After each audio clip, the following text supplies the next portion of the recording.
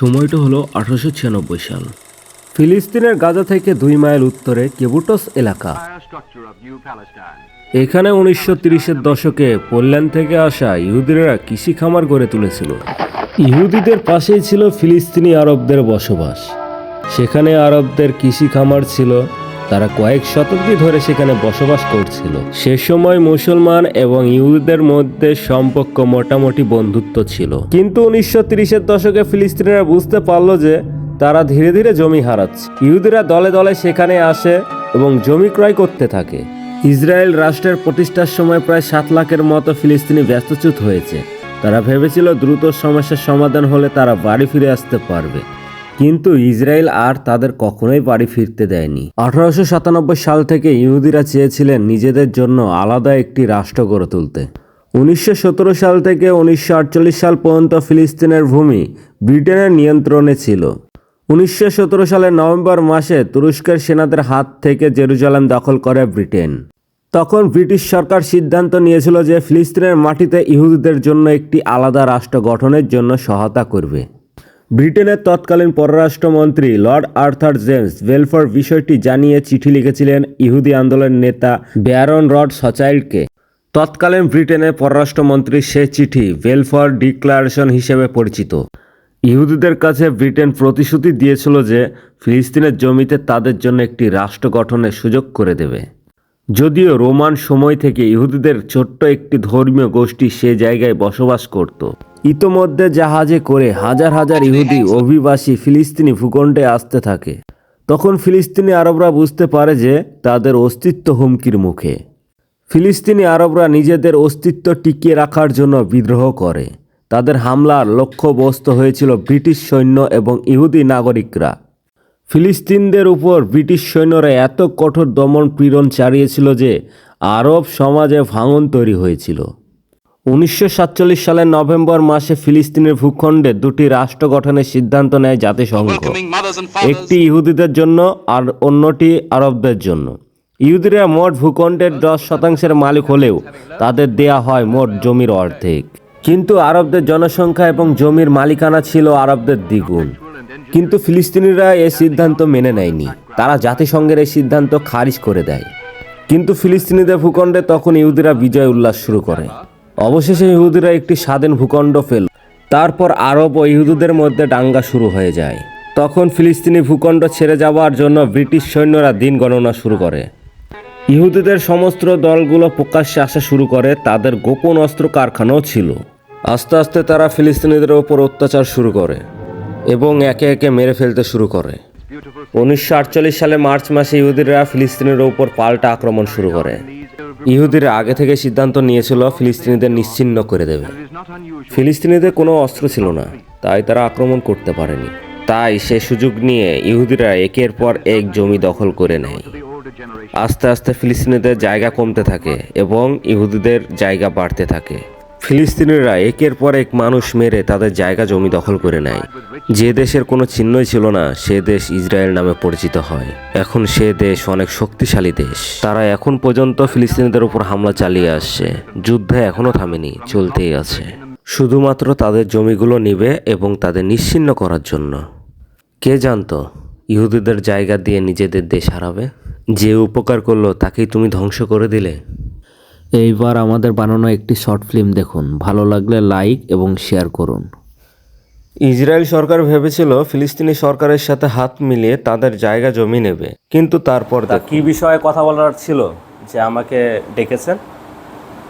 আমি আপনাদের ভূমির বিষয়ে কথা বলতে চাই। ভূমির বিষয়ে? বুঝলাম না।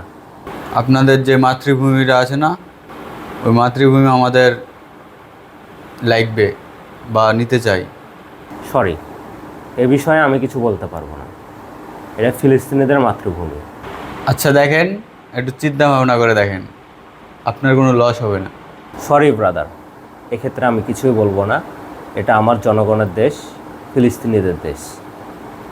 এটা আগ থেকে আছে এবং এখনও থাকবে ফিলিস্তিনি।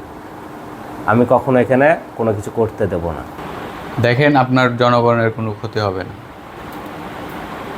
আমরা জনগণকে বিভিন্ন দেশে পাঠিয়ে দেব। ওখানে আমরা অনেক বড় বিজনেস শুরু করব। সেই বিজনেসে আপনাকে 50% ভাগ দিতে চাই। সরি, আপনার এই অনুরোধটি আমরা রাখতে পারবো না, কারণ এটি আমাদের মাতৃভূমি। আমরা কখনো এই দেশ ছেড়ে কোথাও যাব না, আর দেশের জনগণ দেশে থাকবে। সো অন্য কিছু চাইতে পারেন, আমরা সেক্ষেত্রে আপনাকে সাহায্য করতে পারবো, কিন্তু আমাদের ভূমি কখনো না, আমরা কখনো দিতে পারবো না। স্যার, আপনার যে কোনো অনুরোধ রাখলো না। ভালো মতো রাখলাম, ভালো মতো শুনলো না, এরপর থেকে দেখবে কি। ফিলিস্তিনি সরকারের খুব তেল হয়েছে, কত সুন্দর করে বুঝায় বললাম যে এই সব জমিগুলো আমাকে দিয়ে দাও, এত সুন্দর করে বুঝায় বললাম, শুনলো না। যে শুনেনি কথা তাকে বোম মেরে উড়িয়ে দেবো একবারে। ঠিক গড, আমাদের সাথে লড়াই করতে। আমাদের কথা না শুনলে পরিণতি খুব খারাপ হবে। হ্যাঁ সবাইকে প্রস্তুত রাখো যুদ্ধ করার জন্য। এই স্যার, আমার যত সব আছে সবকে বলে দিচ্ছি ধ্বংস করে হ্যাঁ গড, কমান্ড রেডি, ধ্বংস করে দাও। স্যার। আমাদের সাথে যেন আর লাগতে না আসে।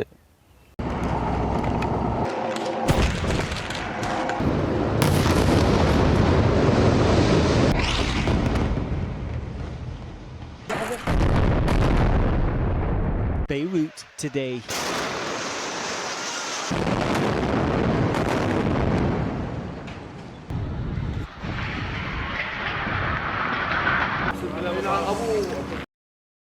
Israel says the UN is failing to as it can't because there's lawlessness now. হে আল্লাহ, তুমি আমার দেশকে রক্ষা করো।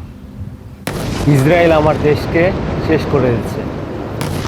আমি তোমাকেই জানাতে চাই, তুমি ইসরায়েলকে শেষ করে দাও। তুমি তাদের পাপের শাস্তি দাও আল্লাহ। আমাদের বড় কমান্ড আছে, এখান থেকে রকেট চালাও সব। আমাদের খেলা শুরু হয়ে গেছে স্যার, আপনি শুধু দেখতে থাকেন।